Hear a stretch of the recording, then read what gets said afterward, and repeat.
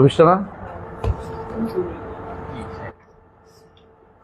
বিসমিল্লাহির রহমানির রহিম, আলহামদুলিল্লাহ রাব্বিল আলামিন ওয়াসসালাতু ওয়াসসালামু আলা নবিয়িল আমিন ওয়া আলা আলিহি ওয়া সাহবিহি আজমাইন। আবার একটু পড়ে যাই। বয়ান জি পড়েন। قال الإمام أبو حنيفة رحمه الله: أصل التوحيد وما يصح الاعتقاد عليه يجب أن يقول آمنت بالله وملائكته وكتبه ورسله والبعث بعد الموت والقدر خيره وشره من الله تعالى। এটুকু আমরা পড়েছি তাই না? আলহামদুলিল্লাহ। এগুলো থেকে আমরা কোন জায়গায় আলোচনা করতেছিলাম জানি? লাস্ট নামগুলি পড়তেছিলাম তাই না? আলহামদুলিল্লাহ। তৈব আকিদার নামগুলি কি লিখছি দেখি, আপনার খাতায় লেখা আছে কিছু? আমি বুঝবো, কারণ আমি তো ভুলে গেছি।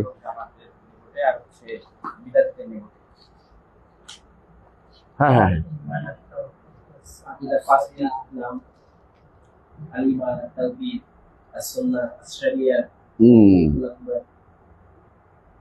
ঠিক আছে। আর কি লিখছেন এরপরে? ওইগুলোই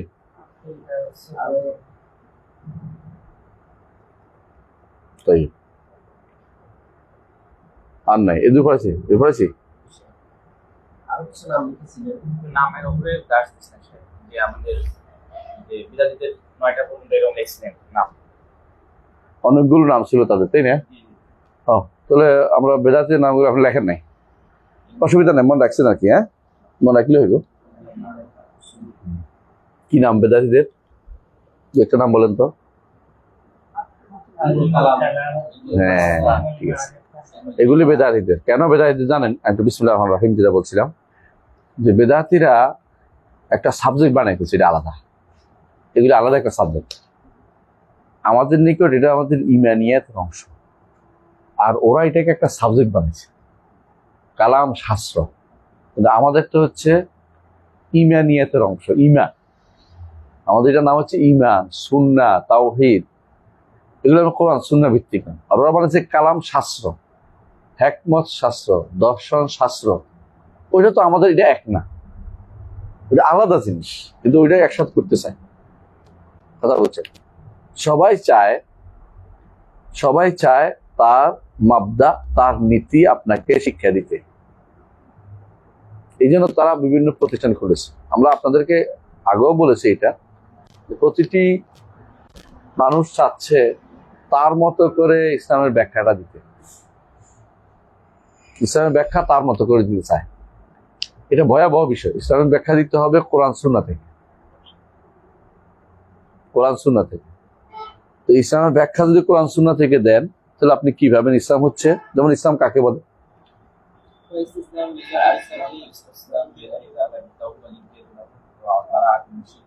আহসান তাবারাকাল্লাহু। ইসলাম হচ্ছে এই তিনটা জিনিসের নাম: আল ইসতিসলাম লিল্লাহি বিত্তাওহীদ, ওয়াল বারাআতু মিনাশ শিরকি ওয়া আহলি, ওয়াল ইনকিয়াদ লাহু বিত্তাআহ লিল্লাহ, ইনকিয়াদ লিল্লাহি বিত্তাআহ লিল্লাহি ওয়া রাসূলিহি। এটা হলো তিনটা জিনিস মিলে ইসলাম। এখন আপনি অনেকেই ইসলাম অর্থ শান্তি, ইসলাম মানলে শান্তি আসবে, কিন্তু ইসলাম অর্থ শান্তি না। ইসলাম মানলে শান্তি আসবে, কিন্তু ইসলাম অর্থ শান্তি না।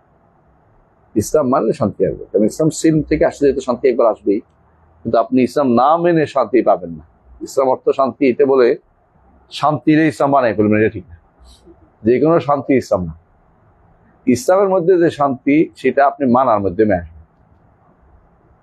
তো আকীদা বিষয়টা আমি বলতে চাচ্ছি এটাই, আকীদা এমন একটা বিষয়, এটা আলাদা কোনো সাবজেক্ট না। এটা আমার একটা ইমানিয়াতের জিনিস। আমি কি কোন জিনিস আমার না দেখে মানি, এটা হচ্ছে ইমান। না দেখে মানার না ইমান। ইমান আর তাসদিকের পার্থক্য হচ্ছে, ইমান হচ্ছে না দেখে মানি, আর তাসদিক হচ্ছে সত্যায়ন করা। দেখেও মানি, দেখেও সত্যায়ন করতে পারি, না দেখেও সত্যায়ন করতে পারি। গায়েবী জিনিস সত্যায়ন হয়, আবার দেখা জিনিস সত্যায়ন হয়, কিন্তু ইমান কখনো দেখা জিনিসে হয় না। এই জন্য যেদিন দেখা জিনিস আসবে, সেদিন ইমান কবুল হবে না। ইয়াউমা ইয়াতি বা'দু আয়াতি রাব্বিক লা ইয়ানফাউ নাফসান ঈমানুহা লাম তাকুন আমানাত মিন ক্বাবলু আও কাসাবাত ফি ঈমানিহা খায়রান। আল্লাহ বলছেন, এবং যেদিন ফেরেশতা দেখবেন, সেদিন ইয়াউমা ইয়ারাউনাল মালাইকাতা লা বুশরা ইয়াউমাইযিল লিল মুজরিমিন ওয়া ইয়াকুলুনা হিজরাম মাহজুরা। মালায়েকা তো দেখি না আমরা, তাই না? মালায়েকা যখন মৃত্যুর সময় দেখবেন তখন তওবা কবুল হবে না। পশ্চিম দিগন্তে সূর্য উঠলে আর তওবা কবুল হবে না, কারণ আলমুল গায়ব শেষ হয়ে গেছে। গায়বের জায়গাতে আপনি আর নাই। আখিরাত দেখে ফেললে আর ঈমান আনলে কবুল হয় না, কারণ আপনাকে ঈমান আনতে হবে না দেখার উপরে। আল্লাযিনা ইউমিনুনা বিল গায়ব, গায়বের উপরে। সুতরাং এগুলি যে নামগুলো, এই নামগুলোর সাথে আমাদের ঈমান, আকীদা, তাওহীদ, সুন্নাহ, শরিয়া, ফিকহুল আকবার, এগুলির সাথে এই নামগুলির কোনো সাথে সংশ্লিষ্টতা নেই। তো আমরা ওইগুলি পড়লে আলাদা একটা শাস্ত্র, যেগুলি ইসলামিক সাবজেক্ট হতে পারে। কথা বুঝছেন? এখন কেউ আপনাদের সাবজেক্ট কদিন পরে খুলে দিবে, ধরেন যে ডেমোক্রাতিয়া ইসলামিয়া, ইসলামী গণতন্ত্র খুলে দিতে পারে কেউ, ইসলামী গণতন্ত্র। হাস্যকর হবে, একটা বিরোধী কথাটা। ঠিক ইসলামী দর্শন কথাটা একটা বিরোধী, কারণ ইসলাম হচ্ছে আল ইসতিসলাম লিল্লাহি বিত তাওহীদ, আর তাওহীদ হচ্ছে না দেখে আল্লাহকে মানি, তাই না? আল্লাহর জাতকে মানি, সত্তা মানি, কর্ম মানি, গুণ মানি, সব মানি না দেখে। আর দর্শন হচ্ছে দেখা, দেখে মানি। ইসলামী দর্শন কথাটা আসেন, পার্থক্যটা বুঝছেন তো? এই জিনিসগুলি যারা নাম দিছে, ওরা না বুঝে দিছে তা না, এরা এটা বদলাই ফেলছে, মূল জিনিসটাকে চেঞ্জ করে ফেলছে। নাম বদলানোর সাথে সাথে অনেক কিছু চেঞ্জ হয়ে যায়। আমি অনেককে এটা বলি যে নাম বদলানোর সাথে চেঞ্জ হয়ে যায় অনেক কিছুই। যেই নাম ওই নামের সাথে অনেক কিছুই আসে না, নাম বদলাইলে অনেক কিছু ঢুকানো যায়। যখন ওনারা নাম দিছে ইসলামিক দর্শন, তখন মানে দর্শন নাম দিছে, দর্শনে অনেকগুলি দর্শন পড়াবে। ইন্ডিয়ান দর্শন, ইয়ার দর্শন, হ্যাঁ, গ্রিক দর্শন, অথবা মেসোপটেমিয়ার দর্শন, অথবা মেসোপটেমিয়ার দর্শন, অথবা মিশরের দর্শন, সব পড়াবে। পড়াই আপনাকে ইসলামও একটা দর্শন। এখন হয়ে গেছে অনেকগুলির মধ্যে আপনি একটা। আর ইসলামী আকীদা হচ্ছে ইসলামেরটা, অন্যগুলি না। অন্যগুলি আমি পড়বো না, আমার দরকার নেই। অন্যগুলি আমার কোনো কাজে আসবে না, ওগুলি আমার কোনো কাজে আসবে না। যেই আকীদা বিশ্বাস নিয়ে, সাহাবায়ে কেরাম জান্নাতের সার্টিফিকেট পেয়েছে, জান্নাতে যাওয়ার জন্য এলিজিবল পার্সন হয়েছে, এটা কোনটা? আকীদা, ঈমান, তাওহীদ। ওরা কিন্তু ওই দর্শনটা পড়েনি, তাদের কোনো সমস্যা হয়নি। আমার ওইগুলি কোনো কাজে লাগবে না, জীবনও কাজে লাগবে না। এগুলি শুধু আমার সময় নষ্ট, শ্রম নষ্ট, আমার ঈমানিয়াতের ধ্বংস নিয়ে আসবে। কারণ ওইগুলির কারণে পাশাপাশি থাকলে সবসময় মনে রাখবেন যে জিনিসটা সবচেয়ে ক্ষতিকর, এটা হচ্ছে পচা জিনিস ভালো জিনিসের দিয়ে সাথে থাকলে ভালো জিনিস নষ্ট হয়ে যায়, যেটা স্বাভাবিক জিনিস। পচা জিনিস কখনো ভালো জিনিসের সাথে রাখতে নাই। ভালোটা ভালো রাখুন, পচাকে পচা জেনে তারপর সেটাকে শুদ্ধ করুন। পচা জিনিস কখনো ভালো জিনিসের সাথে রাখতে হবে। তো আমরা অনেকগুলো নাম জেনেছি ওই দিন, আজকে আমরা আগে এগিয়ে যাবো ইনশাল্লাহ। তাহলে আমরা জানলাম যে ঈমানের নাম অনেকগুলো আছে, ঈমানিয়াতের, এগুলো জানলাম। তেমনি যেগুলো গ্রহণযোগ্য নাম আছে দুইটাই তো, তাই না? তাই আমরা এখন চিন্তা করব উৎস কি। হ্যাঁ, আমাদের নিকট আমাদের আকীদার উৎস কি, তাই তো? ইসলামী আকীদা বা আকীদা, সহিহ আকীদা, বিশুদ্ধ আকীদার উৎস কি?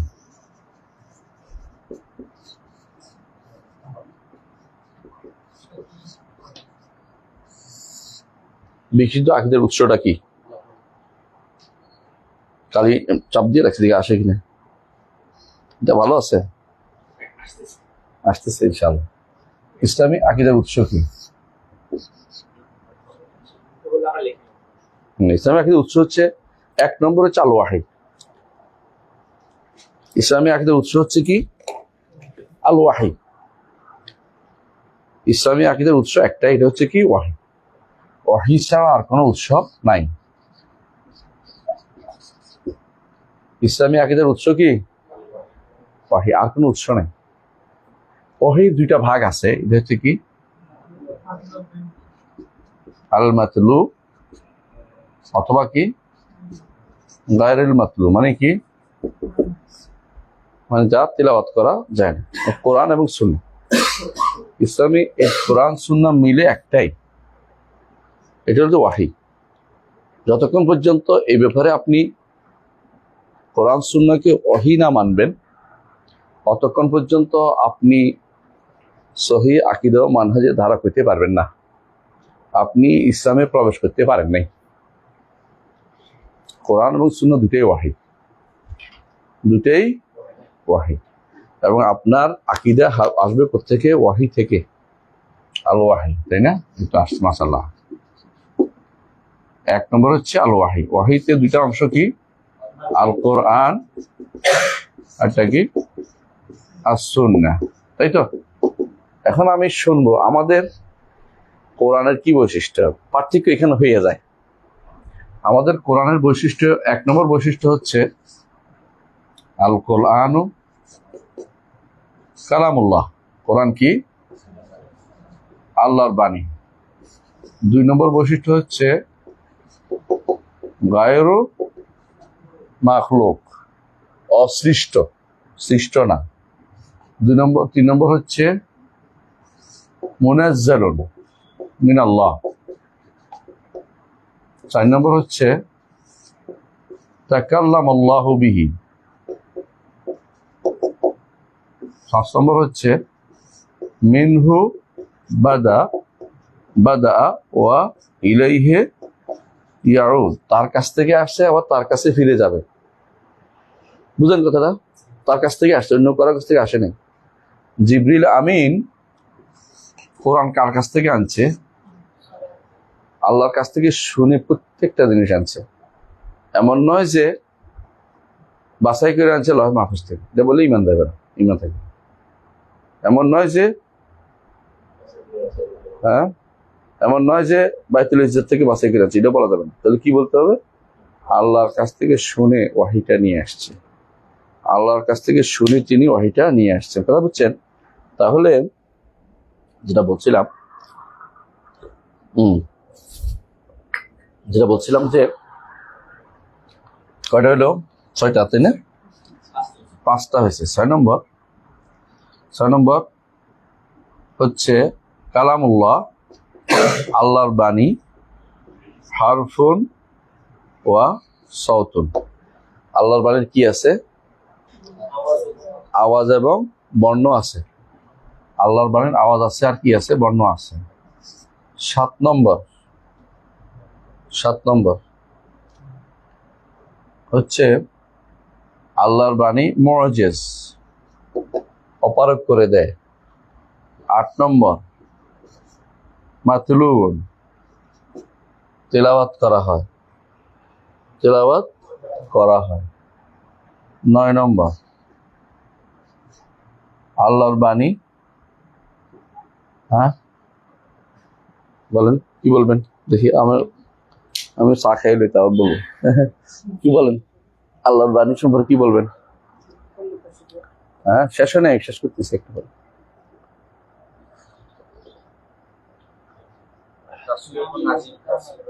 মুনাজ্জালুন লিখিত, আল্লাহর বাণী মুহকাম,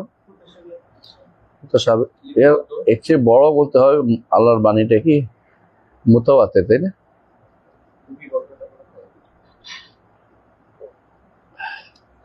মাকতুবুন ফিল সুতুর, এটা না লেখার আগে কি আল্লাহর বাণী ছিল না?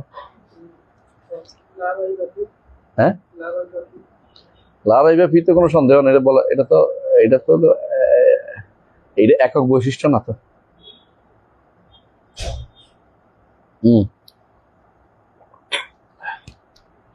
আল্লাহর বাণীর শব্দ এবং অর্থ উভয়টা মিলেই লফজুন ওয়া মানা, এটা লেখা হয়, তাই না?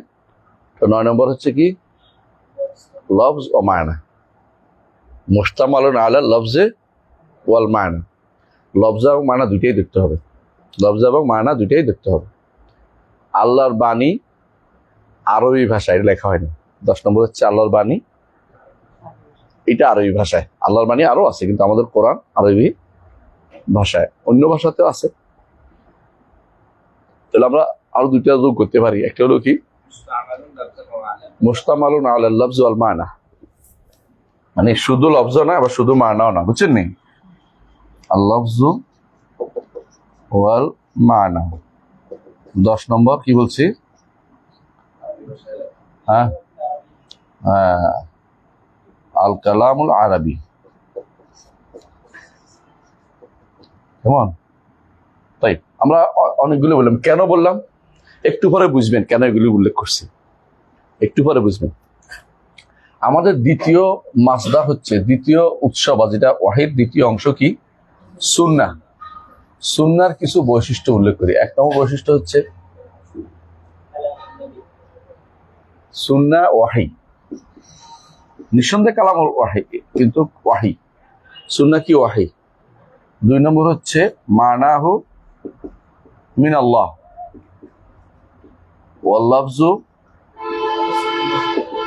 মিনার রাসূল। 3 নম্বর হচ্ছে গায়রু মুতাআব্বাদ বিতিলাওয়া। 4 নম্বর হচ্ছে গায়রু মুআজিজ, অপরাগ করে দেওয়ার জন্য আসে নাই, তাই না? 5 নম্বর হচ্ছে ইজা, এটা হচ্ছে এই 5 নম্বর হচ্ছে হুজ্জাতুন ফিল আকিদাতি ওয়াল আহকাম। 6 নম্বর হচ্ছে ইজা সাহহা ফাহুয়া ইয়াদুল্লু আলা আল কাতা। হাদিস যদি শুদ্ধ হয়ে যায় তাহলে কাতই, জন্নি না। আমাদের সমাজে একটা প্রচলিত আছে, বলছি না আপনাদেরকে, তাই না? কি বলছিলাম?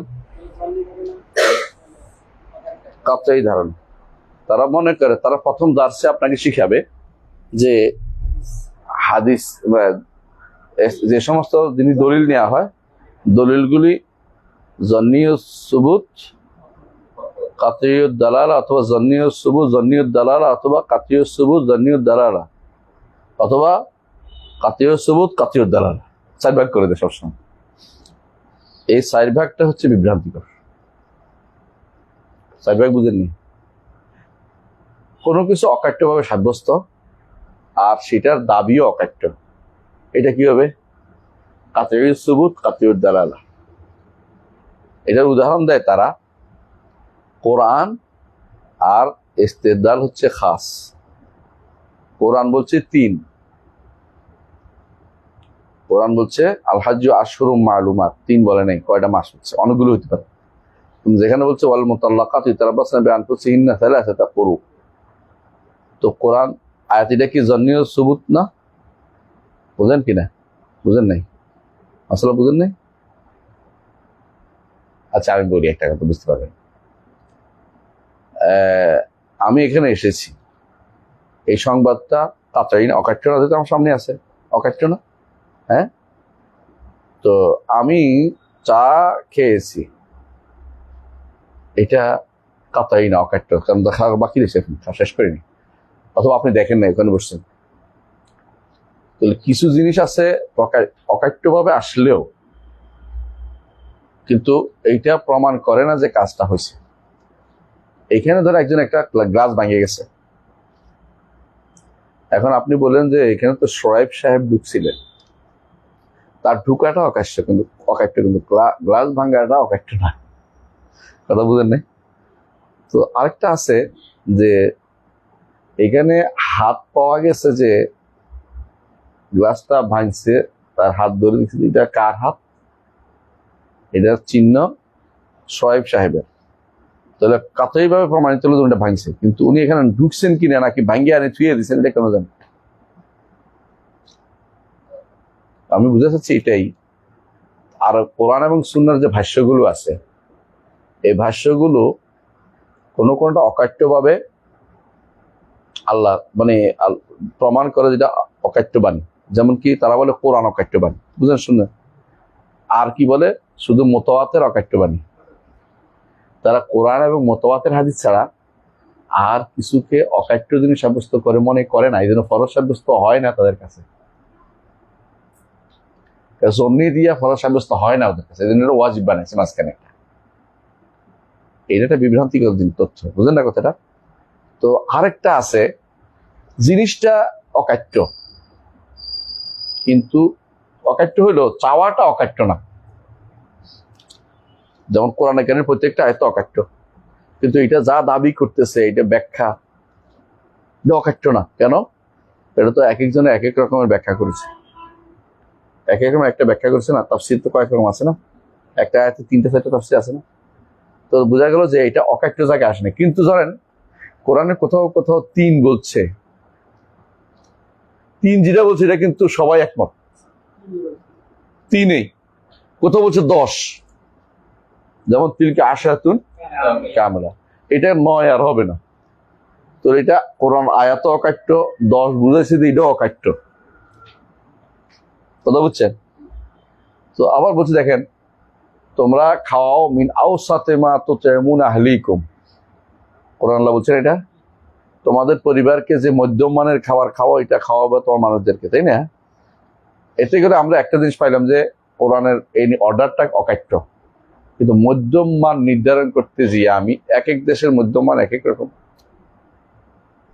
আবার খাবারও আবার এক এক রকম, কেউ খায় রুটি, কেউ খায় ভাত, কেউ খায় বিরিয়ানি। তাহলে আমার এটা অকাট্য, দালালের দিক থেকে অকাট্য রয় নাই আর।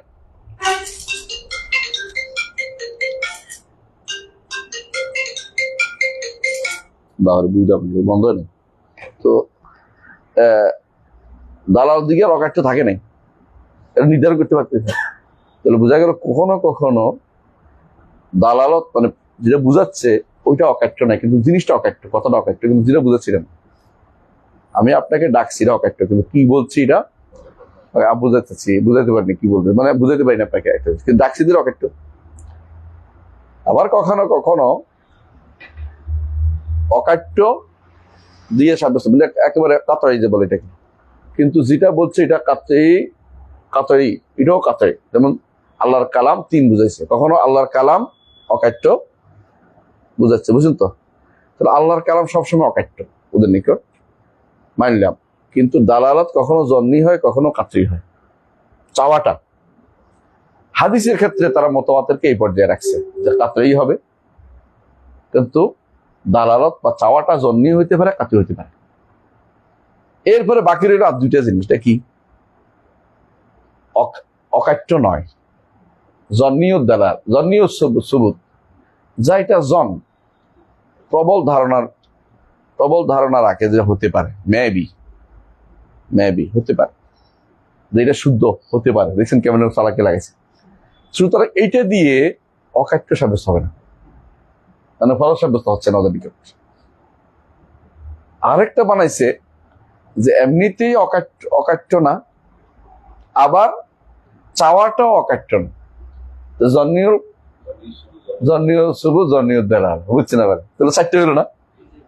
এই জায়গাটা ভুলটা কোথায় হচ্ছে জানেন? আমি এই কথা বলতে চাচ্ছি, এইখানে যেটা বললাম ইজা সাহাফা ওয়া ইয়াদুল আলকাত, রাসূলের কোনো হাদিস যদি শুদ্ধ হয়ে যায় সেটা অকাট্য, বুঝতে পারছে কথাটা? অকাট্য, এইটা অকাট্য কিসের দিক থেকে? সুবুতের দিক থেকে, কিন্তু দালালতের দিক থেকে জন্নি হতে পারে, আবার দালালত অকাট্য হতে পারে, অকাট্য হতে পারে না। যেমন রাসূলুল্লাহ সাল্লাল্লাহু আলাইহি ওয়াসাল্লাম যদি কখন নির্ধারণ করে বলেছেন 3টি রোজা রাখো অথবা 3টি এই কাজ করো, কোন একটা কাজ করতে বলছে কোন সাহাবীকে, 3বার আস্তাগফিরুল্লাহ পড়ে 3বার বলছে, এখন তো 4বার হতে পারে, 33 বার। তো এটা কাতইউ দালালা হয়েছে, কাতইউ সুবুত হয়েছে, কাতইউ দালালা হয়েছে না? হয়েছে। আবার কখনো কখনো ওইটা শুদ্ধ হওয়ার কারণে কাতইউ দালালা হয়েছে, কিন্তু জন্নীয় দালালা হতে পারে। জন্দ হইতে পারে কেন? কেমন? রাসূলুল্লাহ সাল্লাল্লাহু আলাইহি ওয়াসাল্লাম এইটা বলেছে যে তোমরা ইয়াতে যাওয়ার আগে নামাজ পড়িও না, বনে কোরাইজে যাওয়ার আগে নামাজ পড়িও না কেউ। সাহাবায়ে কেরাম বুঝছে যে নামাজের ওখানে যাওয়ার গুরুত্ব বুঝাইছে, যত তাড়াতাড়ি সম্ভব ওখানে পৌঁছো। তো কেউ পথে নামাজ পড়ছে, কেউ ওখানে যায় নামাজ পড়ছে, কারণ তারা বুঝছে যে এটা কি সময়টাকে গুরুত্ব দিতে বলছে। তো এটা কি জন্নিয়র দালালা হয়ে গেছে, কথা বুঝছেন? অনেকগুলো এরকম আছে।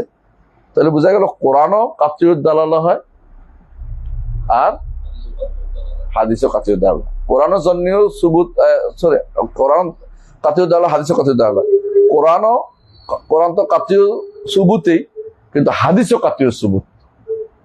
হ্যাঁ, এই জন্য আল হাদিস হুজ্জাতুন বিনাফসি, এটা আল হাদিস হুজ্জাতুন বিনাফসি, এটা এই জিনিসটা সাব্যস্ত করে শেখ আলবানী রহমতুল্লাহ এর উপর একটা বই লিখছে যে হাদিস কখনো সবসময় জন্নি বলা ঠিক নয়, মুতাওয়াতির হওয়া জরুরি না। এই জন্য তারা আকীদা যেহেতু অকাট্য লাগে, বুঝেন, ওরা বলে যে হাদিস দিয়ে আকীদা সাব্যস্ত হয় না, বুঝলেন না? এইখানে তারা ভুলটা করে গেছে। এই ভুলটা এখন পর্যন্ত মানে মন মানসিকতা আলেমদের আমাদের দেশে আলেমদের মন মানসিকতা ঢুকে বসে রয়েছে। তারা বলে যে এটা তো অকাট্য না, অকাট্য দিয়ে আমি আকীদা সাব্যস্ত করবো, আকীদা তো অকাট্য লাগে। আমাদের নিকট হাদিস যখন শুদ্ধ হয়ে যাবে, এটা কি অকাট্য ভাবে সাব্যস্ত হয়েছে, অকাট্য ভাবে প্রমাণও হইতে পারে, আবার জন্নীয় প্রমাণও হইতে পারে, দালালা জন্নি হইতে পারে, দালালা কাতি হইতে পারে। কিন্তু যে হাদিস শুদ্ধ হয়ে যাবে এটা আর জন্নি নাই, এটা আর জন্নি নেই। এইখানে হচ্ছে মূল পয়েন্টটা, যেই কারণে হানাফিরা ওলামাউল আহনাফ তারা কি করে, হাদিসের কোনো কিছু পাইলে এটা দিয়ে ফরজ না বলে ওয়াজিব বলে। এই জন্য তারা বিতিরকে ওয়াজিব বলে, কোরবানিকে ওয়াজিব বলে, ফরজ শব্দ ব্যবহার করে না, ফরজ শব্দ দূরে থাকে। এই জন্য যেমন তারা কোনো কিছু দেখবেন যে কোরআনে আসছে এটা ফরজ বলবে, হাদিসে আসলে এটা সুন্নত, সর্বোচ্চ বেশি হলে ওয়াজিব পর্যন্ত যাবে, বেশি গুরুত্ব কিন্তু যাইতে রাজি নেই। যেমন রাসূলুল্লাহ সাল্লাল্লাহু আলাইহি ওয়াসাল্লাম বলেছেন, যারা সাফা মারওয়া তাওয়াফ করবে না, সাই করবে না আর কি, আল্লাহ তার হজকে পূর্ণ করবে না। হাদিস, সহিহ হাদিস। তো এখন অন্যান্য ইমামরা কি বলছে, হাদিস শুদ্ধ, সুতরাং এটা ফরজের ভিতরে পড়ে গেছে। কি ফরজ? সাফা মারওয়া ফরজের ভিতরে একটা, হজের ফরজ। হ্যাঁ, কিন্তু ওলামাউল আহনাফ নেয় কইছে এটা ওয়াজিব, কারণ কোরআনের মতো হইতে পারবে না। আপনি কেউ বুঝলেন, কিন্তু এটা টিকে না কেন জানেন? একটা উদাহরণ দিলে বুঝবেন। ফরজের বিপরীতে তো হারাম, তাই না? সম্পূর্ণ অনেক হারাম আছে হাদিস দিয়ে সাব্যস্ত, হাদিসগুলি আবার খবর হয়। যেমন ধরেন ফুফু এবং বোন,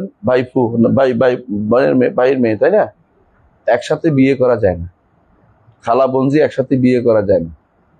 যে হাদিসটা আছে এটা কিন্তু হাদিসের মুতাওয়াতির না, হাদিসে আহাদ, তাই না? কিন্তু এটা সবাই মানে যে এটা হারাম, এটা যদি কেউ করে তার ঈমান চলে যাবে, জায়েজ মনে করলে ঈমান চলে যাবে। এখানে আবার ওয়াজিব না, এখানে তারা হারাম ঠিকই মানে, মাকরুহ কয় না। তাদের অনেকেই দেখবেন যে সিগারেট খাওয়া মাকরুহ কয়, হারাম কয় না।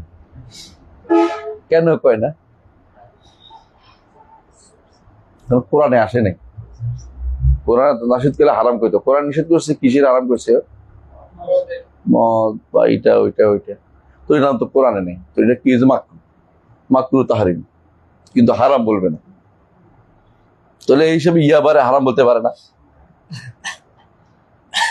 মাকরুহ বলবে। এগুলি ভুল। এই ভুল উসুলের উপরে নির্ভর করে পুরা নীতিগুলি সাজাইছে, এই নীতিগুলিতে ক্ষতি হয়েছে বেশি আমাদের। এই জন্য বহু হাদিসের উপরে তারা আমল করে না, এই কারণে যে তাদের নীতির মধ্যে এই সমস্যাটা তৈরি হয়েছে। তারা মনে করতেছে যে খবর ওয়াহেদ কখনো ইলমের ফায়দা দেয় না, মানে ইলমে কাতির উপকারিতা দেয় না। হ্যাঁ, শুধু জন্নি, তাদের ইউফিদুল ইয়াকিন, ইউফিদুল ইলম না। আমাদের নিকট খবর ওয়াহেদ ইজা সাহহা ইফিউদুল আইন এইটা লিখতে চাচ্ছি, এই জন্য এতক্ষণ ধরে আপনাদেরকে এটা বুঝেছি। দেখি বুঝছেন এতক্ষণ? এটা একটা এমন জায়গা, যে জায়গার কারণে আপনি ইজা সাহাল হাদিস ফাহুয়া মুফিদুল আইন। 8 নম্বর, খবর আহাদ ইহতাজ্জু বিহি ফিল আকায়েদ। এরা আহকামের মধ্যে নেয় খবর ওয়াহিদ দিয়ে, কিন্তু আকীদা নিতে চায় না কেন? 9, খবর ওয়াহিদ খবর আহাদ ইজা সাহহা ফালা ইয়াদুররু আর-রাবি আল্লাহ ইয়াকুনা ফাকিহা। 10, খবর ওয়াহিদ আহাদ ইজা সাহহা ফালা ইয়াদুররু আন ইয়াকুনা আর-রাবি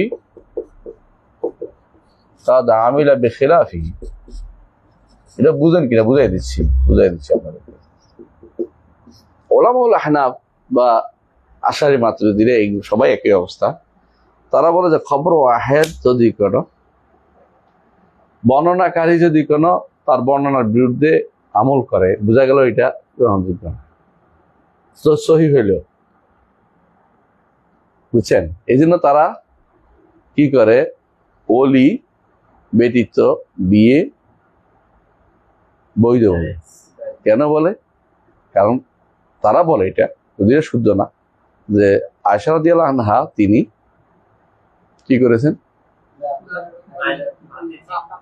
বাতিজিকে বিয়ে দিচ্ছেন, অথচ তিনি হাদিস বর্ণনা করেছেন কি বাতিল বাতিল বাতিল 3 বার। হ্যাঁ, আইয়ুমা ইমরাতিন নাকাহা বিগাইরি ইজনি ওয়ালিহা ফানিকাহুহা বাতিলুন বাতিলুন বাতিল। আর তিনি তো বিয়ে দিচ্ছেন, সুতরাং এটা বাতিল। এটা শুদ্ধ না, কারণ মানুষ ভুলে যেতে পারে। অনেক ঘটনা আছে একেবারে প্রকাশ্য ঘটনা মানুষ ভুলে গেছে, বেমালুম ভুলে যায়। ভুলে গেলে বাস্তবতা ওটা মনে, কারণ এটা তো প্রতিদিনের জিনিস না। একটা হাদিস বর্ণনা করছে, ওরা ভুলে গেছে। এই জন্য খতিবুল বাগদাদের একটা বই আছে, বাবু মান হাদাসা ওয়া নাসিয়া, অধ্যায়, যে হাদিস বর্ণনা করছে ওরা ভুলে গেছে। আপনার মনে আছে কিনা যে আমার ইবনে ইয়াসির এবং ওমর রাদিয়াল্লাহু আনহু একটা সফরে ছিল, তাইমুমের হাদিসটা। একজন গড়গড়া দিছে, একজনে কি করছে, গড়াগড়ি করছে, একজন বসে আছে, কিছু করে না, কি করবে। এখন রসুলের কাছে আসছে, রসুল জানাই দিছে এটা করলে তো হয়তো, এটা বলছে তো আমার গোড়াগড়ি দিচ্ছে, কিছু করে মাটির, ওর মনে হয় কেয়াস করছে এটা, যে পানি নেই, যেন পানির তো মাটির মতো গুড়ি মাটির মধ্যে গড়াগড়ি করছে। তো রসুল বললেন যে এটা না করে এটা করতে পারতো, কিন্তু পরে এটা ওমরাদের মনে হয় এমন কিছু ঘটেনি, পুরো বেমানুম বলে গেছে, না এমন কিছু ঘটে নাই, আমার তো মনে নেই, ভুলে যেতে পারে মানুষ। আমার মনে আছে একবার আমি আর আমাদের ডক্টর মঞ্জুর ইলাহি মদিনাতে থাকতাম তখন, তো আমরা একখানে যাইয়া কিনছি, এই ওই মাতজারের শেপ, মানে বড় সুপার মার্কেট তখন চালু হয়েছে, তখন তো চালু হয় না, বড় প্রথম চালু, আমি দেখতে গেছি, যাই দেখি যে এখানে খরগোশ বিক্রি হচ্ছে, খরগোশের গোস্ত। তো আমার খরগোশের গোস্ত মানে ভোর রাত্রে সেহরি খাবো, রান্না করছে উনি কষ্ট করে, খাইতে বসে আমার একটু দিছে, উনি খাইতে বসে, ভাই বিড়ালের পায়ের মতো লাগে, আর খাইতে পারি নাই। বুঝলেন না? এটা শোনার পরে মানে সাধারণত একটা আসে না, দেখি আসলে খরগোশ তো করছে বিড়ালের পাশে, আমরা খাইতে পারি না, কেউ এখানে আমিও খাইনি। তো একদিন বললাম কথায় কথা, ভাই আপনি যে ওই যে কিনলেন যে ওইটা, আমার কোনো ঘটনা ঘটে নাই, পুরো অস্বীকার করে গেছে। অত রাঁধছে উনি, রান্না করে খাবার দাওয়াত দিছে আমারে, আমিও খাইতে গেছি, যে উনি একটা কথা বোঝার কারণে খাওয়াটাই হলো না, কিন্তু উনি ভুলে গেছে। তাহলে মানুষ ভুলে যেতে পারে, আর মানুষ ভুলে যাওয়াটা একটা নেয়ামত কিন্তু, কারণ মানুষ যদি কোনো সব দুঃখ মনে রাখতো তো মানুষ মরে যেত, মানুষ বাঁচতে দুনিয়াতে বেঁচে থাকতে পারতো।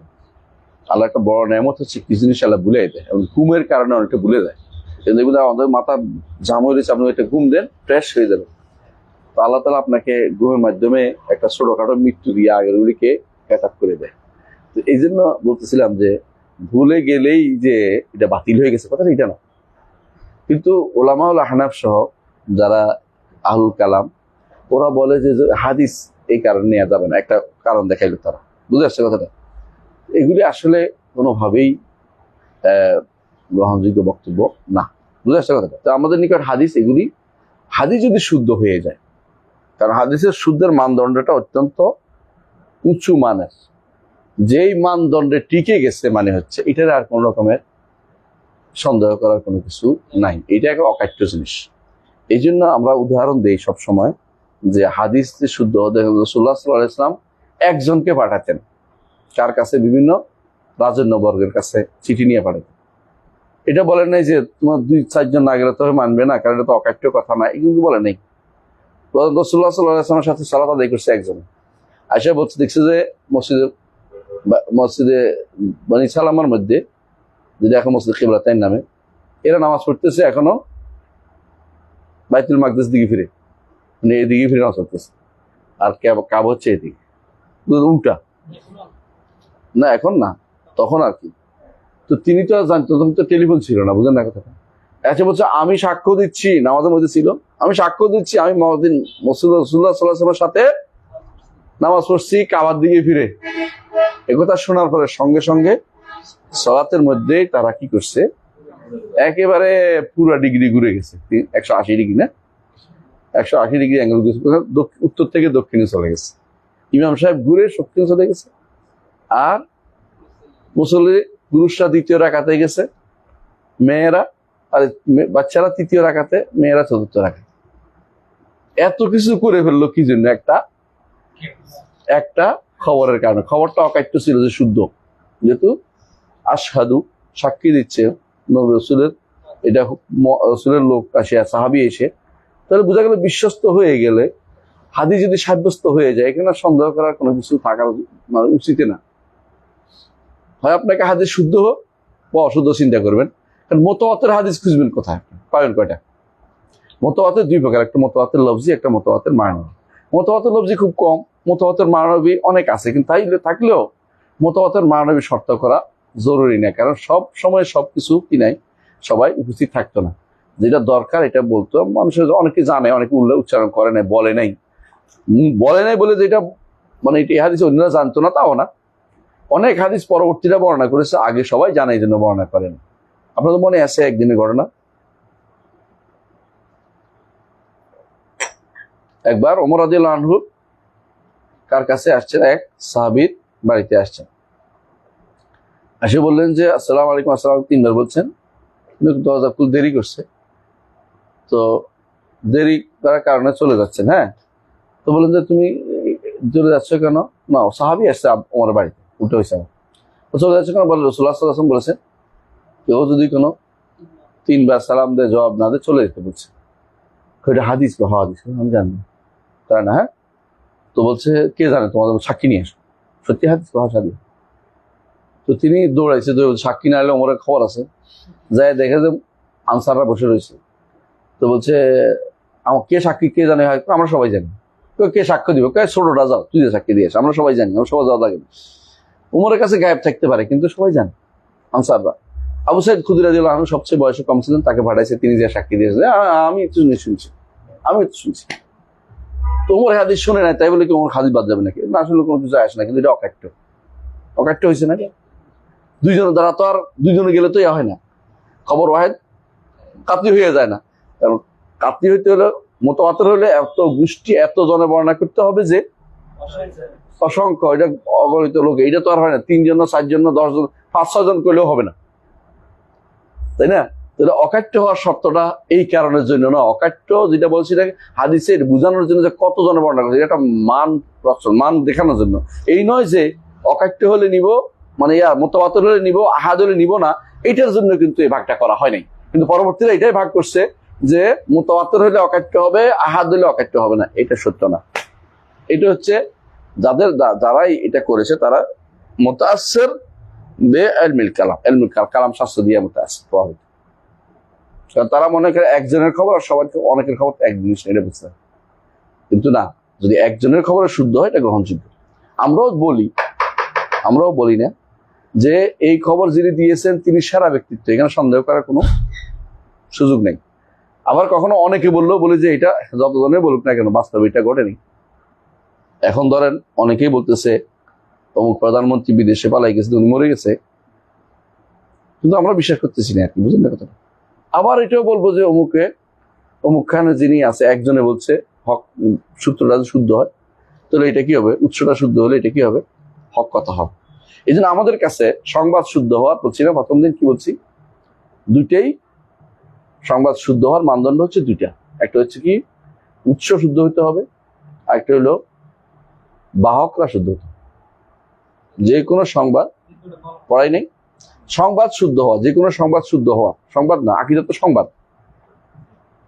আকীদা সংবাদ না, আকীদা সংবাদ না। আল্লাহ আছেন, আল্লাহর নাম আছে, আল্লাহর গুণ আছে, আল্লাহর কর্ম আছে, ফেরেশতা আছে, হ্যাঁ, আখিরাত আছে, জান্নাত আছে, জাহান্নাম আছে, এগুলো সংবাদ না, সংবাদ না। এই সংবাদের উপরে ঈমান আনতে বলা হয়েছে, আমাদেরকে মানতে বলা হয়েছে। মানতে বলাটা হচ্ছে ইনসা, মানতে বলাটা কি ইনসা, আর সংবাদটা হচ্ছে খবর। তো আকীদার সব তো খবর, কবর আযাব আছে, এটা কি খবর, খবর না।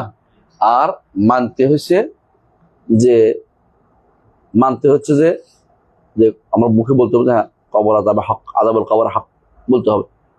তাহলে এই আকীদার মূল জিনিস হচ্ছে খবর। আর যে কোনো সংবাদ শুদ্ধ হওয়ার জন্য দুইটা জিনিস লাগে, একটা কি উৎসটা শুদ্ধ, আরেকটা কি বাহকরা শুদ্ধ হওয়া। এই দুইটা জিনিস লাগবেই লাগবে, নাহলে আপনি এই জন্য এই দুই মানদণ্ডে কোরআনে কারীম এবং রাসূলুল্লাহ সাল্লাল্লাহু আলাইহি ওয়াসাল্লাম হাদিস ছাড়া আর কিছু টিকে না, জগতের আর কোনো কিতাব টিকে না। কারণ অন্যান্য কিতাবগুলি কি হয়ে গেছে, বিকৃত হয়ে গেছে, অথবা আল্লাহর পক্ষ থেকে দাবিও করে না তারা, যেমন বেদ আল্লাহর পক্ষে তারা দাবিও করে না। তাহলে মানদণ্ডের দিক থেকে একমাত্র দুইটা, একটা টিকে আল্লাহর বাণীটা টিকে, যে উৎসটা আল্লাহর কাছ থেকে আসে, তাই না, এটা সিদ্ধ হয়ে প্রমাণিত হয়েছে। আর বাহকরা শুদ্ধ, সাহাবায়ে কেরাম বিশুদ্ধ পরিশুদ্ধ, তারা বর্ণনা করছেন, আমাদের কাছে আসছে। এই জন্য আমরা কোরআন এবং সুন্নাহ ছাড়া আর কোনো উৎস পাই না, এটা বোঝা যাচ্ছে। তাহলে বোঝা গেল যে খবর যেহেতু আকীদা সব শুদ্ধ হওয়ার জন্য দুইটা জিনিস হইলে, উৎস শুদ্ধ হইলে আর বাহক শুদ্ধ হলে হইলো, এই দুইটাই হচ্ছে আমাদের মানদণ্ড, যা দিয়ে আমরা সবকিছু শুদ্ধ অশুদ্ধ বলবো। এখানে মুতাওয়াতির আহাদের বিষয়, একজনের কথাও শুদ্ধ হইতে পারে, আবার অনেকের কথাও মিথ্যা হইতে পারে। যেমন খুব প্রসিদ্ধ একটা হাদিস হচ্ছে আউয়ালু মা খালাকাল্লাহু নূর, বহু মানুষে বর্ণনা করে, কিন্তু এটা আসলে কি নয়, হাদিস না, কোনো হাদিস না, এটা আসলে কোনো হাদিস না। এর কোনো হাদিসের কিতাবে নাই, আছে রে মোকাররর মানুষ বলছে, জানাস না, কোনো হাদিসের কিতাবে নাই, কোনো হাদিসের কিতাবে নাই। হ্যাঁ আশরাফ, কোন হাদিসের কিতাবে আছে? হ্যাঁ হ্যাঁ, বানোয়াট, নিঃসন্দেহে বানোয়াট। আউয়ালু মা খালাকাল্লাহু নূরি মুসলিম, মানে এদের আহলুস সুন্নাহ ওয়াল জামাতের কোনো হাদিস কিতাবে নেই, শিয়াদের হাদিস কিতাবে আছে। একদিন দেখলাম এই ইরান থেকে এক লোক আসছে বাংলাদেশে, ইরান রেডিওতে কাজ করতো, জমিয়তুল মুদাররিসিনের সাথে আছে, মুদাররিসিন ওদের নেতা, বলতেছে কিছু কিছু হাদিস শিয়াদের বই থেকে নেওয়া যায়, এই হাদিস তো সে সুন্নিদের বইতে নাই, শিয়াদের বইতে কেন? তারা এতদিন বলতো কি যে এই হাদিস মুসান্নাফ আব্দুর রাজ্জাকে আছে, তো মুসান্নাফ আব্দুর রাজ্জাক বেরোচ্ছে নাই, এবারে করে যে ওয়াহাবিরা এটা ফালাই দিচ্ছে। মুসান্নাফ আব্দুর রাজ্জাক তো সৌদি আরব ছাপা হয়নি, কোথা বুঝি বৈরুতে, আর করছে কেডা, হাবিবুর রহমান, ইন্ডিয়ানরা তাকিক করছে, সৌদি আরবের কেউ হাত দেয় না, ওয়াহাবিরা হাত দেয় না, এটা সেটা কই গেল।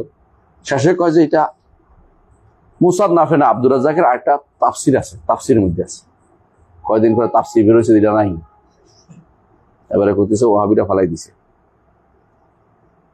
তো খুঁজে বের করেন, একজনে বললো যে আমার কাছে নসখা কাদিমে আছে, এখানে এটা আছে, তো নিয়ে আসেন, কারণ দেখানো যাবে না, ওয়াহাবিরা ফালাই দিবে নাই আর কি, যে জিনিস দেখানো যাবে না সত্য না, বুঝেন না, এরপরে বলল যে এইটা আসলে, হ্যাঁ, এইটা আসলে অন্য বইতে ছিল। কোন বইটা? কোন বই থাকবে হাদিসে? সব হাদিসকে আপনার কাছে পৌঁছে নেই, এবারে ঝগড়া। সব হাদিস তো আপনার কাছে, অনেক হাদিসের কিতাব কি হয়েছে, গায়েব হয়ে গেছে, তার কিতাব গেছে গা, এটাও চলে গেছে নাউজুবিল্লাহ। এই জাতীয় কথা বলবে কেন? এটা হচ্ছে আসলে কিছু নাই তো কোথাও, এটা খুঁজে বের করতে পারবে না। কিন্তু এটা খুব বিখ্যাত, হুজুরা ওয়াজ করতে গেলে তো আগে ওয়াজ করতে, এটা আউয়ালু মা খালাকাল্লাহু, তাই না? আরেকটা আছে লাউলাকা লাউলাকা লামা খালাকতুল আফলাক, এইসব বানোয়াট। অথচ খুব প্রসিদ্ধ। প্রসিদ্ধ হইলেই শুদ্ধ না, প্রসিদ্ধ হইলেই শুদ্ধ হয় না। আরেকটা আছে রসুলের, হ্যাঁ, এরম তলব করে সিন্দেশে হইলো, এটাও বানোয়াট।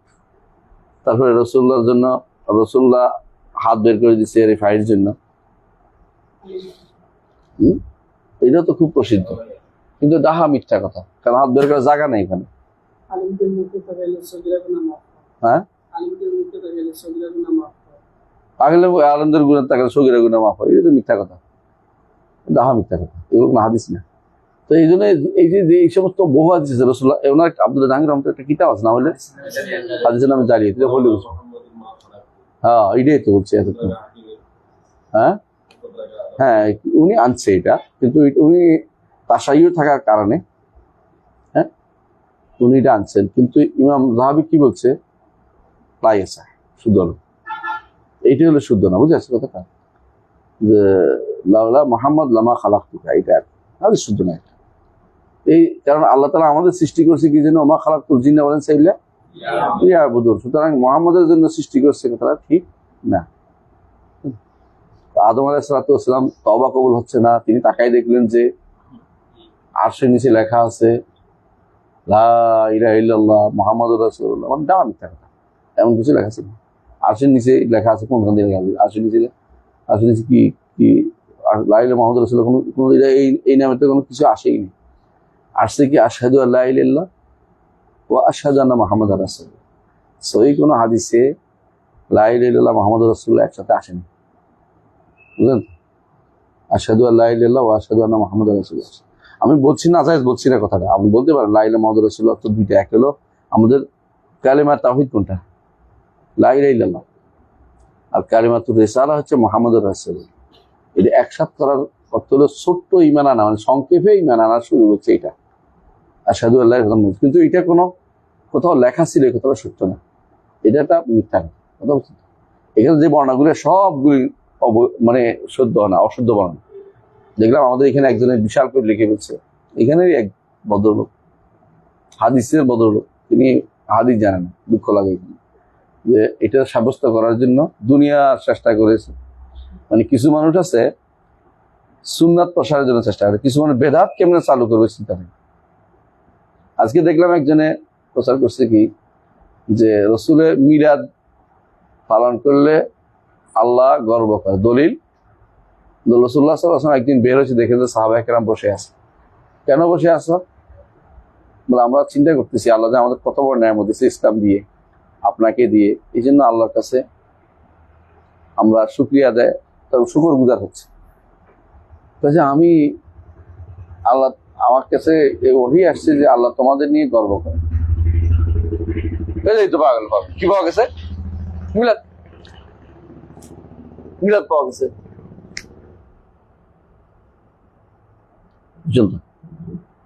মিলাদ পাওয়া গেছে। কবি বলতেছেন ইয়াকদি আলাল মার'i ফি আইয়ামি মিহনাতিহি ফায়ারা হাসানান মা লাইসা বিল হাসান। বুঝছেন কথাটা? ইয়াকদি আলাল মার'i ফি আইয়ামি মিহনাতিহি ফায়ারা হাসানান মা লাইসা বিল হাসান। একজন মানুষ যখন বিপদে পড়ে তখন সে এমন জিনিসকে ভালো মনে করে যেটা আসলে ভালো না, বুঝলেন? ডুবতে থাকলে আপনি কি করবেন? কিছু একটা ফাইলে ধরবেন যে এটা দিয়ে যদি বাঁচতে পারি। এরা যারা বেদাত চালু করে, ওদের সারাক্ষণ চিন্তা থাকে কোন শব্দ দিয়ে মিলাদ বানাইতে হয়। একদল বলছে আল্লাহ তো মিলাদ করছে, কোথায়? আসসালামু আলাইহি ইয়াউমা উলিদা ওয়া ইয়াউমা ইয়ামুত ওয়া ইয়াউমা ইউবাসু হাইয়া, আল্লাহ মিলাদ করছে। উলিদা মিলাদ পাওয়া গেছে, শব্দ একটা পাইছি, খুশি হয়ে গেছে, মিলাদ মিলাদ মিলাদ। কি আল্লাহ তাআলা মিলাদ করছে কার? ঈসার। হ্যাঁ,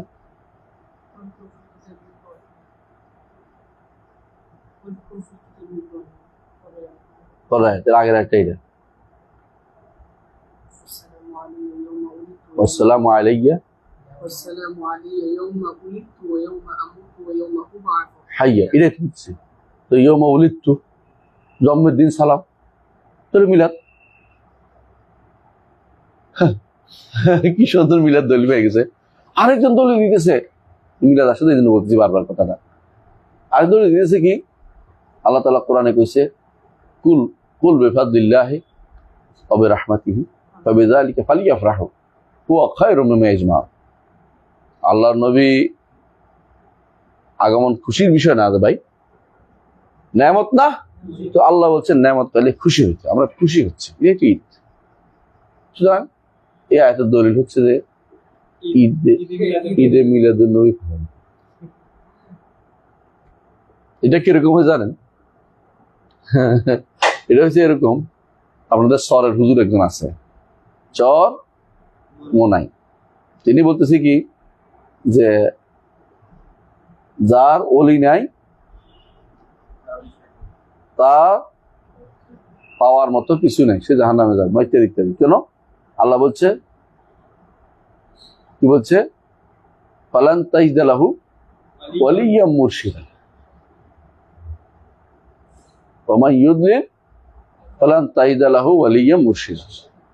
যাকে আল্লাহ পথভ্রষ্ট করে তার কোনো ওলি মুর্শিদ নাই। ওলি মুর্শিদ থাকলে পথভ্রষ্ট হইবে। সুতরাং পীর ধরতে হবে। আরেকজনে বলতেছে আমাকে, আমার সামনে একজন বলতেছে, একজনকে আমাকে বলে না, বলতে আমি শুনতেছি, বলছে ফাদখুলি ফি ইবাদি ওয়াদখুলি জান্নাত, মুরিদ হও জান্নাতে। কিন্তু দলিল না দলাল? একটা দুইটা না, এই বেশিরভাগ মানুষ এরকম দলাল দিয়ে চালাচ্ছে দুনিয়াটা। বেদাতের বিরুদ্ধে কথা বলুন, বলবো যে এই দলিল আছে আমার কাছে, এই দলিল বানাই ফেলবে একটা, সঙ্গে সঙ্গে আপনি তো আসমান থেকে করবেন, কি কয় এটা, কি বলেন? তো হাদিসটা কি জবাব দেবেন? হাদিসটা তো শুনতে, তাই না? যে হাদিসে বলা হয়েছে যে আমরা বের হয়েছি, আমরা বসে আছি, এবং রাসূল ঢুকছে, হাদিসটা শুদ্ধ। প্রথমত হাদিসটার একটা বর্ণনা আছে, যে সহিহ মুসলিমের বর্ণনা হাদিসটা, সেটা হচ্ছে আল্লাহ ইসলাম দিয়ে আমাদেরকে ঈমান দিয়েছেন, আর ইসলাম দিয়ে আল্লাহ যে আমাদের উপকার করছে, ইসলাম দিয়ে, মানে ইসলামের কথা বলেছে।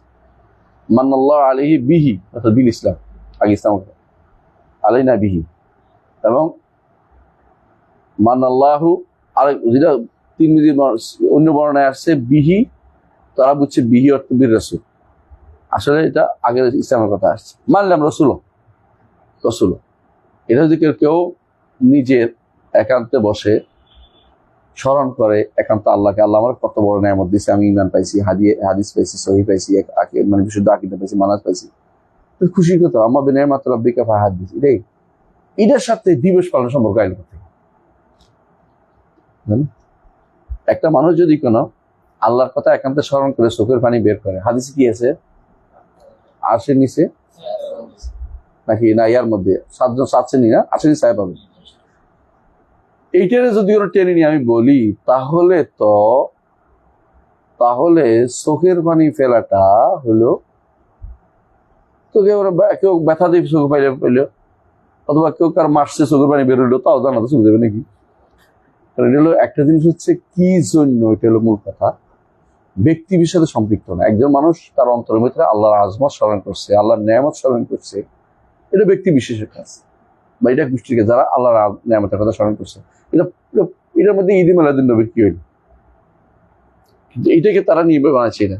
এইটা যদি শুদ্ধ হইতো, আয়েশা রাদিয়াল্লাহু আনহা 40 বছরের মতো জীবিত ছিলেন, একবারও তিনি তার প্রিয় মানুষের জন্য মিলাদ পালন করলেন।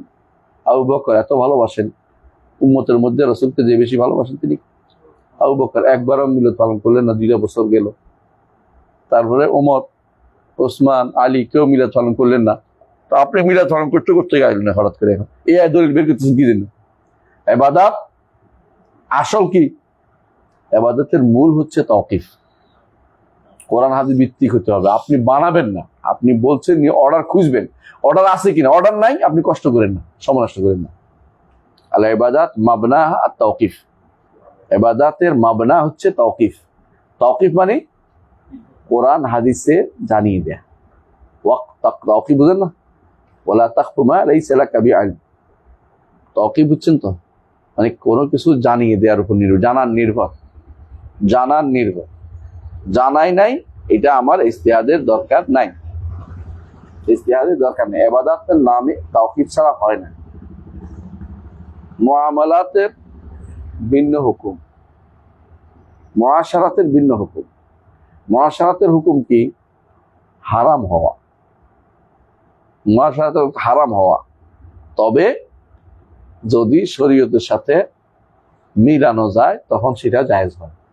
মুআশারাত বুঝেন তো? একটা কোনো নারী সম্ভোগ করা আপনার জন্য হারাম, শরীয়তের কালেমা দিয়ে পড়ে জায়েজ করলে তখন হালাল হয়। কথা কি বুঝছেন তো? শাশুড়ির মেয়ে দুইটা, একটা হলো স্ত্রী, একটা শালী, একটা হারাম একটা হালাল। একটা হারাম একটা হালাল। হালাল হচ্ছে আল্লাহর কালেমা দিয়ে, ওয়াস্তাহলালতুম ফুরুজাহুন্না বিকালিমাতিল্লাহ। আর কি শালী হারাম কেন? আল্লাহ রসুল নিষেধ করেছে, তাই না? একসাথ করা হারাম। হ্যাঁ, আনতাজমা বাইনাল উখতাইন আসছে, কোরআন নিষেধ আসছে, কোরআনও নিষেধ আসছে।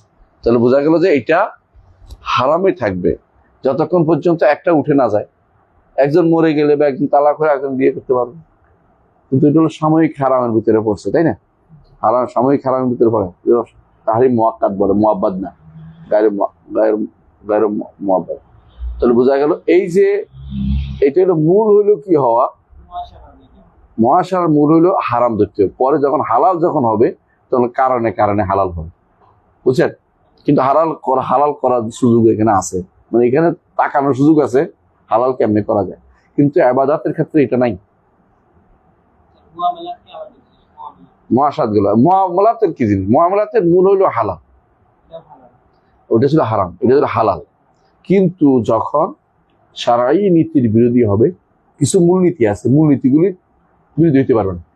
মূলনীতিগুলি কি কি বলেন তো? বলছিলাম আমি, পড়াছিলাম আপনাদের পরে, কি কি মূলনীতি ছিল? এক নম্বর হচ্ছে মুআমালাত, একটা হচ্ছে কি আল দরর, ক্ষতিকর জিনিস হতে পারবে না। এই জন্য কেউ যদি আপনার কাছে ক্ষতিকর ঔষধ বেচে তাহলে হারাম কাজ করে, ক্ষতিকর কিছু বেচলে তাহলে ক্ষতি হয়, এই জন্য ইয়া বিক্রি করা হারাম। কি? সিগারেট, ইহা দিচ্ছে না, দরর। আরেকটা হইলো আল গরার, ধোকাবাজি করছে আপনার সাথে, ধোকাবাজি করছে। গরার মানে জিনিসটা আসলেই খারাপ, কিন্তু আপনাকে খারাপটাই দিছে, পচাটা দিচ্ছে, ভালো বলে দিচ্ছে, ভালো বলে না, পচাটাই দিচ্ছে, দিচ্ছে বেশ, পচাই দিচ্ছে, ভালো বলে নাই। ভালো বলে এটা আরেকটা আছে, এটা হলো আলগেস, এটা হলো প্রতারণা, এটা প্রতারণা করছে, এটা ধোকা, এটা প্রতারণা বাড়তি করেছে, উপরে একটা নিচে আরেকটা। রাসূল হাত ঢুকাই দিয়ে দেখছে নিচে ভিজা, মা হাযা ইয়া সাহিবাত তাআম, খাবার বিক্রেতা এটা কি?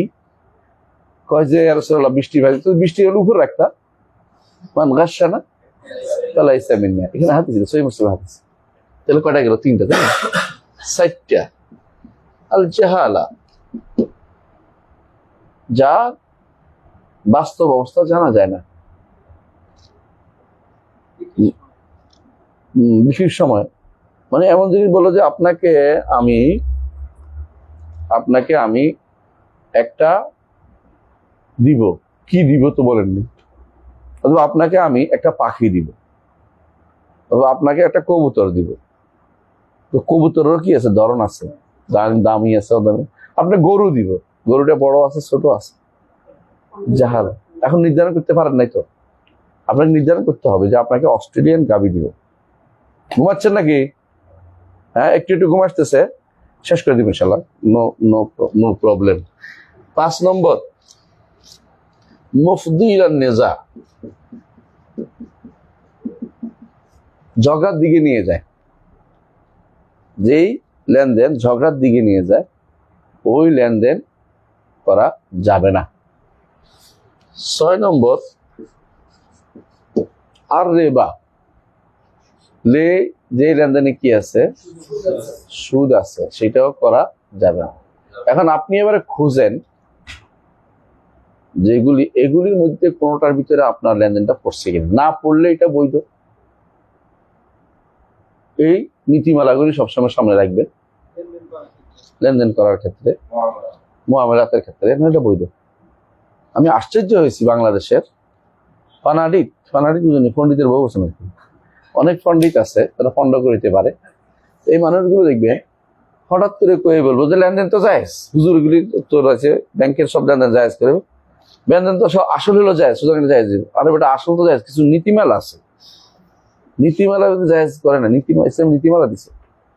এই যে ধরেন বলছে, ইসলাম কি বলেছে যে কেউ যদি কোনো মোলা মাসা নিষেধ করছে, মোলা বাজা নিষেধ করছে হাদিস, তাই না? মোলা মাসা কি, শুয়ে দিলে বিক্রি হয়ে গেছে, মোড়া বাজা পাথর নিক্ষেপ করছে বিক্রি হয়ে গেছে। কেন নিষেধ করছে এটা? কারণ ঝগড়ার দিকে যাবে, জাহালা, এটা খারাপ, অনেক কিছু এটার মধ্যে। আবার নিষেধ করছে যে কোনো ব্যক্তি, শহরের ব্যক্তি গ্রামের ব্যক্তি যিনি বিক্রি করবে না, অগ্রিম যাইয়া যদি করে তো সে কি হইলো, মানুষের ধোঁকা দিচ্ছে, ব্যক্তিরা জানাচ্ছে না তুমি আসল মূল্য কত। আবার নিষেধ করছে কেউ যদি কেউ তালাক্কিল জাল যেটা তালাক্কিল রোকবান, যে অগ্রিম যাইয়া গ্রামে যাই কিনে নিয়ে আসা, সব কিনে ফেলা, সব নিষেধ করছে হাদিসে। কেন? এতে করে মানুষের কষ্ট দেয়া হবে, মানুষের ক্ষতি করতেছে মানুষের, কারণ সে কিনে ফেলে আর বেচবে না, আর আটকে রাখছে, দাম বেশি হলে বেচবে। এদিকে মানুষের উপরে জুলুম হচ্ছে, তো এটা মানুষের দরার হচ্ছে। দরার থাকলে এইভাবে সবগুলি মনে রাখতে হবে, এগুলি না থাকলে জায়েজ। তো আমরা এতক্ষণ যে কথাটা বলতেছিলাম, এটা হলো মূলত যে এখানে এদিকে তো আর কথা ছিল না, আমাদের অন্য আলোচনা ছিল। হ্যাঁ, ইবাদত হচ্ছে তাওকিফ, ইবাদত যেমন তাওকিফ, আকীদার বিষয়গুলি আরো ভয়াবহ। মানে ইবাদতের মধ্যে কিছু কিছু মাসালাতে তাহলিল করতে হয়। তাহলিল বুঝেন? যেমন রাসূলুল্লাহ সাল্লাল্লাহু আলাইহি ওয়াসাল্লাম কখনো কখনো এই সূরা পড়ছেন, কেন পড়ছেন এটা আপনি বুঝবেন। যেমন জুমার দিন ফজরের সালাতে সূরা সাজদা এবং দাহার পড়েছেন। আপনি যদি কোনো ভালো করে সূরা সাজদা পড়েন, অর্থ বুঝেন, আপনি বুঝবেন যে এটার মধ্যে আল্লাহর সামনে আমরা কিরকম, আল্লাহ তাআলা কিভাবে কোত্থেকে সৃষ্টি করছে আমাদেরকে, কিভাবে কোথায় যাব, কিভাবে হবে, বিস্তারিত আলোচনা করেন। আর দ্বিতীয় সূরার মধ্যে আল্লাহর সামনে গেলে জান্নাত জাহান্নামের বিষয়টা বেশিরভাগ জান্নাতে কি হবে কি পাবো নিয়ে আলোচনা আছে। তাহলে শুক্রবার তো কিয়ামত দিনে, এদিনে হবে, এদিনে সমস্ত প্রাণীগুলো ভয় থাকে। এই দিনের শুরু হয়েছে আপনার আখিরাতকে স্মরণ করে, আল্লাহ রুবিয়তকে প্রতিষ্ঠা করে, আল্লাহ তাআলা আরশের উপর আছেন জানিয়ে, ইন্না রাব্বাকুমুল্লাহু যিনি খালাকাস সামাওয়াতি ওয়াল আরদা ওয়া সিত্তাতা আইয়াম সুম্মা ইস্তাওয়া আলা আরশিহি মা লাকুম মিন দুনিহি মিন ওয়ালিয়্যিন ওয়ালা শাফি'ইন ওয়ালা শাফি'আলা তাতাযাক্কারুন ইউদাব্বিরুল আমরা মিনাস সামা'i ইলাল আরদি সুম্মা ইয়ারজু ইলাইহি ফি ইয়াওমিন কানা মিকদারুহু আলফা সানাতিন মিম্মা তা'উদ্দুন যালিকা আলিমুল গায়বি ওয়াশ শাহাদাতি আল আজিজুর রাহিম আল্লাযী আহসানা কুল্লা শাইইন খালাকাহু ওয়া বাদাআ খালকাল ইনসানি মিন তিন সুম্মা জাআলা নাসলাহু মিন সুলালাতিন মিন মাইন। মানুষের তুচ্ছতা, কত তুচ্ছ জিনিস মানুষ করছে, এর মানুষের রিজিকের ব্যবস্থা কি করছে, সব বিস্তারিত এর মধ্যে আলোচনা করছে। তাহলে একটা জিনিস দিয়ে আপনি তাওহীদটাকে প্রতিষ্ঠা করেছেন, আখিরাতকে দ্বিতীয় সূরাতে নিজের তুচ্ছতা, যে মানুষ কিছুই ছিল না, আর জান্নাতে আপনার কি পুরস্কার আছে এটা আলোচনা করা হয়েছে। এবং এরপরে কি করতে হবে, সকাল বিকাল আল্লাহর ইবাদত করতে বলা হয়েছে। এইটা আপনাকে স্মরণ করিয়ে দিবে যে আমি কি আল্লাহর বান্দা, আমার করণীয় আছে। তো এটা আপনি ইল্লত বের করতে পারতেছেন, কারণ আওয়ামের ইল্লত বের করা যায়, কিন্তু আকায়েদের ইল্লত নাই। ইল্লত বুঝেন, মানে কারণ খোঁজার দরকার নেই। আল্লাহ বলছে এটা করতে, এটা বিশ্বাস করতে, এটা বিশ্বাস করতেছে, বুঝছেন? আল্লাহ বলছে যে তার হাত আছে, বিশ্বাস। আল্লাহর হাত কেন থাকবে এটা বলবো না। আল্লাহ বলছে তার চেহারা আছে, বিশ্বাস। আল্লাহ বলছে তার পা আছে, ঈমান রাখতেছে। আল্লাহ বলছে তার তার কি আছে, আর চোখ আছে, ঈমান রাখতেছে। আল্লাহ বলছে তার আঙ্গুল আছে, ঈমান। রাসূল বলছে তার আঙ্গুল আছে, ঈমান রাখতেছে। তাহলে বোঝা গেল আল্লাহ এবং তার রাসূল যা যা বলেছেন এখানে আপনার আর কোনো কি নেই, ইল্লতের কাজ নেই, মানে কারণ খোঁজার কাজ নেই। এখানে হচ্ছে ইন্নামা কানা কাউলাল মুমিনি ইযা দু'আ ইলাল্লাহি ওয়া রাসূলিহি লিয়াহকুম বাইনা ইয়াকুলু সামি'না ওয়া আতা'না, সামি'না ওয়া আতা'না। এখানে আপনার কোনো সন্দেহ করার জায়গা মোটেই আসতে পারে না। এখানে ইল্লত খুঁজবেন না, কারণ কারণ বলবেন না। আল্লাহ এটা বলছে, রাসূল বলছে, হ্যাঁ ঠিক আছে, এটাই মানে। এখানে আপনার কোনো কারণ খোঁজার জায়গা নাই। তো আকায়েদের ক্ষেত্রে আপনার সবসময় খেয়াল রাখতে হবে যে আমি কোরআন এবং হাদিসের ভাষ্যকে মেনেছি। এই কথার জন্য এত লম্বা করছি, বোঝানোর জন্য যে কি করতে হবে, খবর ওয়াহিদ শুদ্ধ হয়ে গেলে বাস। তাজাওয়াজাল কান্তারা, তাজাওয়াজাল কান্তারা, কান্তারা বুঝেন তো কি? জান্নাতে যাওয়ার আগে একটা ছোট সাঁকু আছে, ওখানে আটকাই দেওয়া হবে কাদের কি জন্য?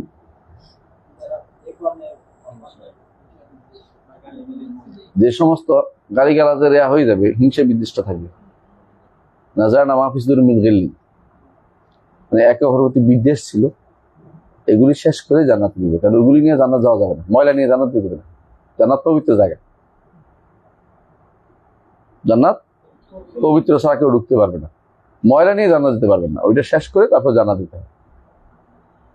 ওলসেরাত পার হওয়ার পরেও কান্তারে আটকে যাবে, বুঝলেন তো? এই জন্য বলে আমরা বলি হাদিস শুদ্ধ হলে তাজাওয়াজাল কান্তার।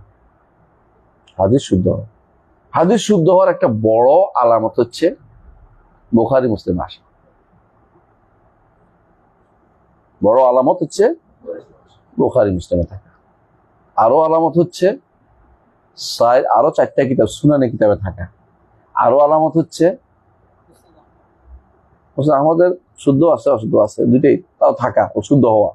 আরেকটা আলামত, আরো আলামত হচ্ছে কিসে থাকা?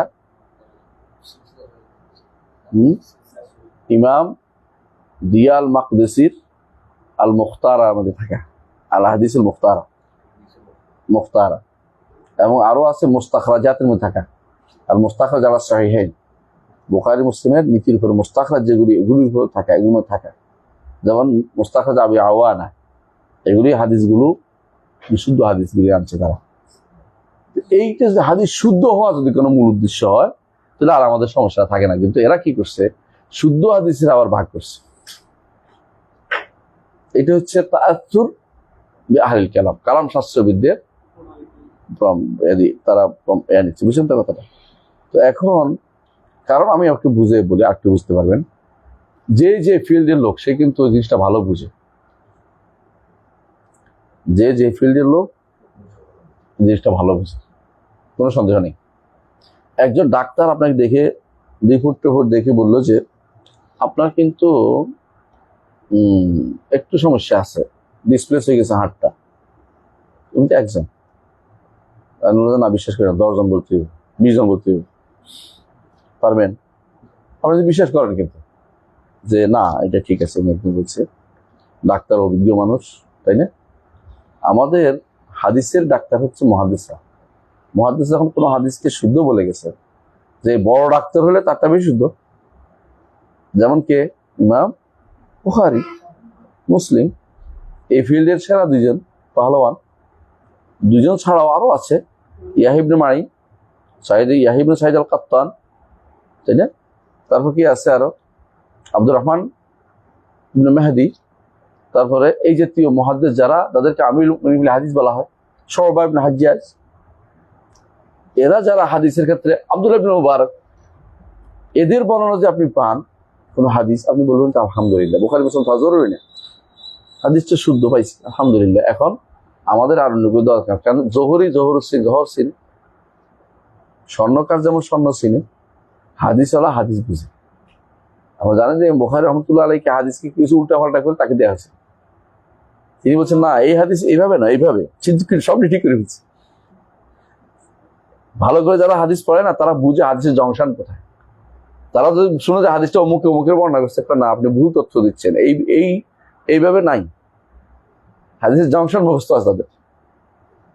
কেউ যদি বলে আমি লাকসাম গেছি চাঁদপুর হইয়া, কেউ যদি কুমিল্লা হইয়া, তাই না, যাইতে পারে লাকসাম। কিন্তু কেউ যদি বলে যে আমি লাকসাম না গিয়া ফেনী গেছি, তাহলে খবর আছে, যাইতে পারবে রে? কোনো উপায় নাই। এখন কেউ যদি বলে, তোদের উদাহরণ দিচ্ছি বুঝার জন্য, যে আমি ফেনী গেছি কিন্তু লাকসাম হইয়া যাই নাই, তাহলে সে মিথ্যা কথা বলছে।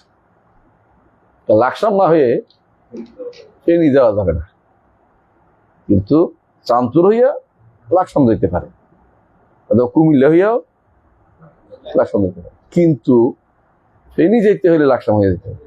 তো এরা যারা হাদিস বুঝে, ওরা বুঝে যে এই জাংশন না হইয়া এই হাদিস যেতে পারে নাই। তুমি যদি না জেনে থাকো, তুমি জানার চেষ্টা করো, কিন্তু তোমার অজ্ঞতার কারণে যারা জেনেছে তাদের বিরুদ্ধে কি দিও না, অপবাদ দিও না।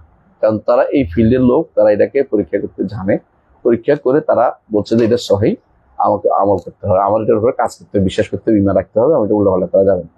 তাহলে আমরা বুঝলাম যে হাদিসের ক্ষেত্রে কি আছে, আমাদের কিছু নীতি, মানে কিছু বৈশিষ্ট্য আছে, এগুলি মেনে চলতে হয়, আছে না? আলহামদুলিল্লাহ। তাহলে আমরা বুঝছি আমাদের কি আছে, একটা মূল যে আকীদার উৎস, এক নম্বরটা কি? ওয়াহী। আকীদার দ্বিতীয় আরো কিছু উৎস আছে, এগুলিকে বলা হয় মুসানেদা, আল মাসাদের আল মুসানেদা, যেগুলি সহযোগিতা করে, এইটাকে ওয়াহীকে মানতে সহযোগিতা করে, মাসাদের আল মুসানেদা। এর মধ্যে এক নম্বর হচ্ছে ইজমা ও সালাফ। ইজমা ও সালাফ, ইজমা ও সালাফ। ওই সালাফ কারা? সালাফ কারা? আহসানতা, সাহাবা। সালাফ মানে পূর্বসূরি। সালাফ মানে কি? পূর্বসূরি। পূর্বসূরি যদি একমত হয়, এই পূর্বসূরি দ্বারা বোঝানো হয়েছে এক, as-সাহাবা, দুই, at-তাবিউন, তিন, আতবাউ তাবিঈন। আত-তাবিউন সবাই না, আত-তাবিউনা লিস-সাহাবা, সাহাবাদের অনুসারী, আত-তাবিউন লাহুম বিইহসান, আতবাউ তাবিউনা লাহুম বিইহসান। এই তিন প্রজন্ম। কারণ রাসূল কি বলেছেন? খায়রুন নাসে কারনি সুম্মাল্লাযীনা ইয়ালুনাহুম সুম্মাল্লাযীনা ইয়ালুনাহুম। এই তিন প্রজন্মকে রাসূল উত্তম বলেছে, কিন্তু মানার ক্ষেত্রে সবাই না। কারণ তাবেঈদের মধ্যে গ্রহণযোগ্য ব্যক্তি ছিল, আবার অগ্রহণযোগ্য ব্যক্তিত্ব ছিল। আতবাউ তাবেঈর মধ্যে গ্রহণযোগ্য ব্যক্তি ছিল, অগ্রহণযোগ্য ব্যক্তিত্ব ছিল। এই জন্য সাহাবীদেরকে যারা সুন্দর অনুসরণ করবে সেই সমস্ত ব্যক্তি। তো আমাদের কাছে যদি এরকম করে ইজমা পাওয়া যায় আকীদার ক্ষেত্রে, তাহলে আমরা এটাকে গ্রহণ করে নিব। যেমন আকীদার মধ্যে ইজমা পাওয়া গেছে, সাহাবায়ে কেরাম কেউ আল্লাহর সিফাতের ক্ষেত্রে তাবিল করেন নাই। আরেকটা ইজমা পাওয়া গেছে, সাহাবায়ে কেরাম কেউ মিলাদ পালন করেন নাই। এখন আপনি ইজমাকে মানতে হবে আপনাকে সালাফদের মধ্যে। এটা আবু হানিফা পর্যন্ত রাহিমাহুল্লাহ, তিনিও কোনোদিন মিলাদ পড়াই নাই।